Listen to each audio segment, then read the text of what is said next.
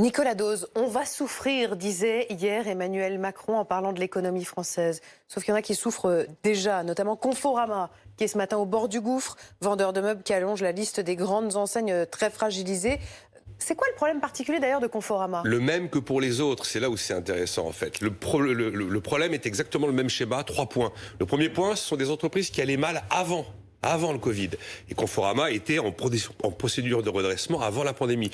Deuxième élément, ce sont des activités, le meuble, l'habillement, qui ont été attaqués. Attaqués par quoi? Vous avez eu quand même les gilets jaunes.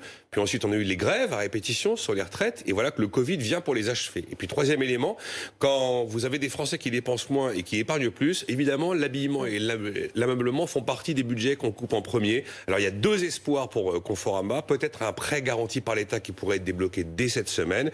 Et puis une possible reprise par son concurrent But, qui examine depuis un petit moment le dossier. Ça veut dire, Nicolas, malgré les aides publiques, que beaucoup d'entreprises vont fermer? Sûrement.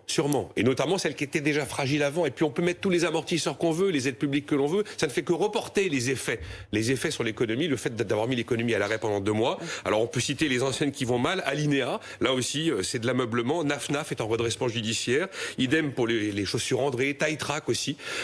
La Halle, c'est pour l'instant la procédure de sauvegarde. C'est le premier étage. Donc c'est un peu moins grave, mais il y a quand même 6000 salariés. Et la suite, ce sera forcément une hausse du chômage? Une hausse du chômage. On peut espérer que ce ne soit pas une explosion du chômage, mais il n'y a qu'à voir les destructions nettes d'emplois du premier trimestre ont pratiquement effacé l'ensemble des gains en termes d'emploi depuis l'élection d'Emmanuel Macron. Et puis vous regardez l'activité en hausse au CIRI. Le CIRI, c'est ce comité interministériel de restructuration industrielle qui s'occupe depuis Bercy des cas les plus critiques. Et l'activité est en hausse. Et il n'y aura pas que l'ameublement et que l'habillement, bien sûr. Donc l'État ne pourra pas tout faire, ne pourra pas sauver toutes les entreprises, on ne pourra pas nationaliser à vie les salaires. Les entreprises trop en difficulté probablement trépasseront.